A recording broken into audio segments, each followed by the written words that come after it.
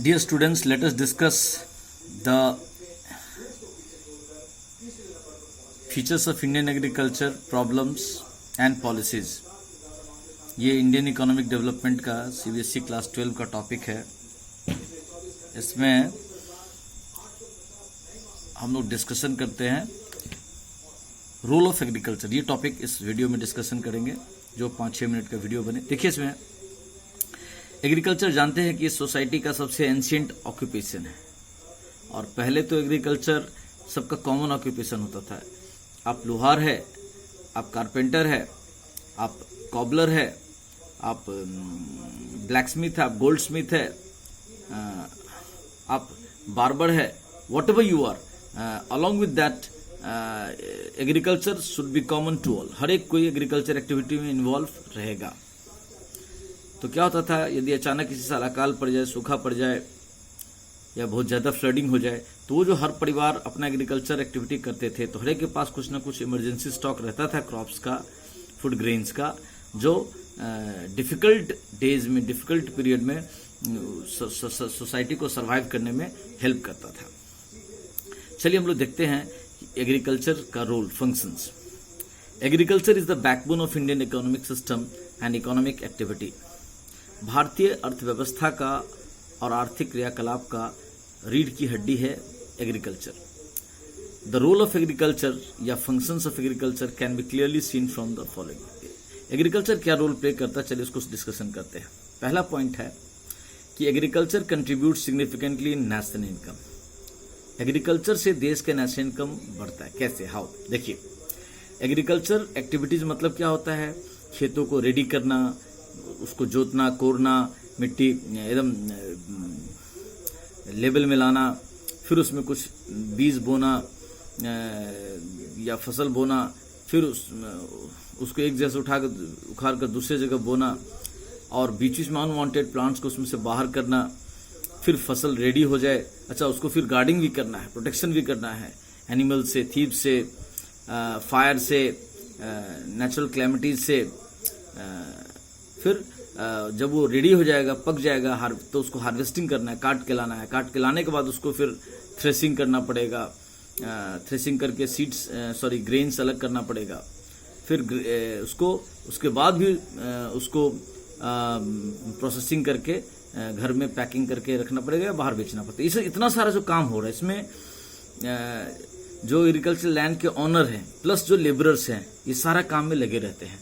तो जो लोग इस एग्रीकल्चर एक्टिविटी में इन्वॉल्व होते हैं, ये प्रोडक्शन शुरू होने से पहले और प्रोडक्शन फिनिश होने से घर में स्टोरेज होने तक, उसी में आप देखो लेबरर्स के रूप में, सीड सेलर के रूप में,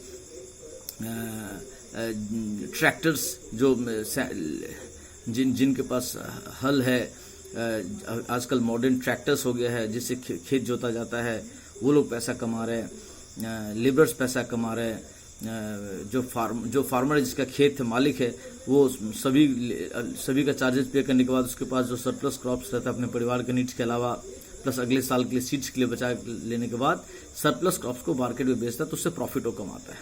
तो कितने सारे लोग एग्रीकल्चर एक्टिविटी से कमाते हैं साल भर में, तो उन सबका इनकम होता है। उन सबका इनकम माने देश का इनकम, क्योंकि हम लोग नेशनल इनकम में पढ़ चुके हैं कि फैक्टर इनकम के रूप में जो लोग कमाते हैं वो देश के नेशनल इनकम में काउंट होता है। तो समझ में आ गया, agriculture contributes significantly in national income. Second point है, it provides employment to a large sector, large labour force. कैसे? अभी ऊपर में समझाया कि जो अनस्किल्ड, एग्रीकल्चर की खासियत क्या है? अनस्किल्ड हो, सेमी स्किल्ड हो, स्किल्ड हो, हाईली स्किल्ड हो, हर तरह के लेबरर्स को अपने सीनियर्स के साथ काम करते करते सभी को रोजगार मिलता है। हाँ, भले ये रोजगार full through out the year नहीं हो, सीजनल हो, 6 महीने का हो, 3 महीने का हो, 12 महीने का हो, बट बहुत सारे लोगों को ये पार्ट टाइम या फुल टाइम एम्प्लॉयमेंट प्रोवाइड करता है। तो भारत जैसे देश, जो कि डेवलपिंग इकोनॉमी, यहाँ इंडस्ट्रीज उतने ज़्यादा डेवलप नहीं किए हैं, कम ही सही, लेकिन एग्रीकल्चर बहुत सारे लेबरर्स को जॉब प्रोवाइड करता है, एम्प्लॉयमेंट प्रोवाइड करता है। It provides the basis, third point है, it provides the basis for industrial development. अब देखिए, हम अभी बोले कि हम अपने खेत में चावल, गेहूं, जौ, बाजरा, मक्का, तरह तरह के ऑयल सीड्स, तरह तरह के pulses, soybean, rubber, coffee, T, क्या क्या नहीं ग्रो करते हैं। और एग्रीकल्चर का मतलब सिर्फ यही तो नहीं होता है, मछली भी एग्रीकल्चर में ही आता है, एनिमल रियरिंग भी एग्रीकल्चर से रिलेटेड ही हो जाता है। तो ये सब जो इतना सारा काम हो रहा है, अब देखिए, कोई डेयरी फार्म खोलना चाहता है और अगर उसके लिए एनिमल्स चाहिए और एनिमल्स को खाने के लिए फॉडर चाहिए, फॉडर कहाँ से आएगा? विदाउट एग्रीकल्चर नहीं होगा। यानी डेयरी इंडस्ट्रीज का बेस कहाँ है? एग्रीकल्चर में। आप फिश बेचना खरीदना चाहते हो, उसके लिए भी एग्रीकल्चर लिंक है, यानी फिश से रिलेटेड इंडस्ट्री एग्रीकल्चर पर डिपेंड करता है। कोई एग्स प्रोसेसिंग इंडस्ट्री में है, एग्स रेयरिंग करता है, एग्स कल्टीवेट करता है, बेचता है, वो भी विदाउट एग्रीकल्चर आगे बढ़ नहीं सकता है। आप बिस्किट, केक, चॉकलेट्स एक्सेट्रा कुछ भी अपने खेत में, किसी भी तरह की इंडस्ट्री अगर आप लगाना चाहते हो, आप चूड़ा, चावल, मुढ़ी का इंडस्ट्री लगाना चाहते हो, आप सूजी, मैदा, आटा का इंडस्ट्री लगाना चाहते हो, विदाउट एग्रीकल्चर आउटपुट ये इंडस्ट्री नहीं बैठ सकता है। आप रबर टायर ट्यूब बनाना चाहते हो, आप इरेजर बनाना चाहते हो, बिना रबर के होगा नहीं। आप कॉफ़ी, टी बना के बेचना चाहते हो, लेकिन विदाउट एग्रीकल्चर होगा नहीं। यानी बहुत सारे इंडस्ट्रीज का जो बेसिक रॉ मटेरियल है वो इंडस्ट्री एग्रीकल्चर प्रोवाइड करता है। इसलिए लिखा है it provides the basis for industrial development. Fourth point है, a large portion of countries trade and services depends upon agriculture operations. मतलब बहुत सारा जो देश का ट्रेड और सर्विसेज है वो एग्रीकल्चर पर डिपेंड करता है। कैसे? देखिए, इसको समझते हैं। अब देखो, आप विलेजेस में फार्मर्स क्रॉप्स ग्रो करते हैं। अब कोई फार्मर छोटा है, कोई फार्मर बड़ा है, किसी के पास 50 किलो ही सरप्लस है बेचने के लिए, किसी के पास 500 किलो है, किसी के पास 50,000 किलो सरप्लस है। जिसके पास जितना क्रॉप्स बेचने के लिए है मार्केट में अपने से सरप्लस को, तो छोटे छोटे आप देखोगे हर गांव में छोटे छोटे ट्रेडर होते हैं, वो उस गांव से क्रॉप्स कलेक्ट करते हैं, खरीद लेते हैं किसान से।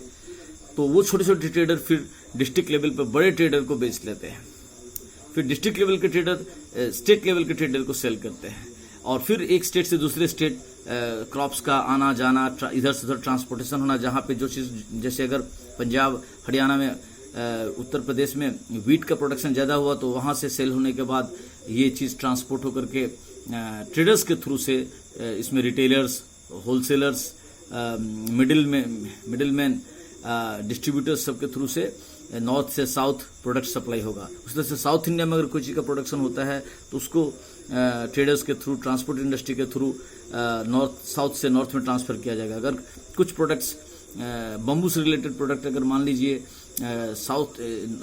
नॉर्थ ईस्ट में ज़्यादा होता है तो वहाँ से तरह तरह के प्रोडक्ट बना करके देश के विभिन्न भागों में ट्रांसपोर्ट और ट्रेडर्स के थ्रू से भेजा जाता है। अगर कॉटन से रिलेटेड या मेज से रिलेटेड या बाजरा से रिलेटेड प्रोडक्शन गुजरात और राजस्थान में ज़्यादा होता है तो वहाँ से वो सरप्लस प्रोडक्ट देश के विभिन्न भागों में सप्लाई होता है। तो आप क्या देख रहे हो कि ये जो प्रोडक्ट्स एग्रीकल्चर क्रॉप्स प्रोडक्शन हो जाते हैं, तैयार हो जाते हैं, फिर उसको देश से एक भाग से दूसरे भाग में ले आया जाता है, तो इसमें हर कोई तो कमाता है। बार बार ट्रक पे लोड करना, अनलोड करने में भी लेबरर्स कमाते हैं। पैकिंग करने के लिए बोड़ा चाहिए तो बोड़ा से रिलेटेड ट्रेडर्स लोग कमाते हैं।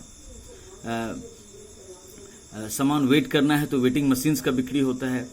सैक्स इंडस्ट्री, बोरा बैग से रिलेटेड इंडस्ट्री का डेवलपमेंट होता है। ट्रांसपोर्ट इंडस्ट्री का डेवलपमेंट होता है। इसके अलावा जो ट्रेड में लगे हैं, wholesale trade, distributing trade, retail trade, वो लोग पैसा कमाते हैं। तो कितने सारे लोग एग्रीकल्चर इंडस्ट्री से डायरेक्टली इनडायरेक्टली पैसा कमाते हैं। तो एग्रीकल्चर का क्या रोल है, हम लोग इसको डिस्कशन किए, इसको समझिए। Thank you.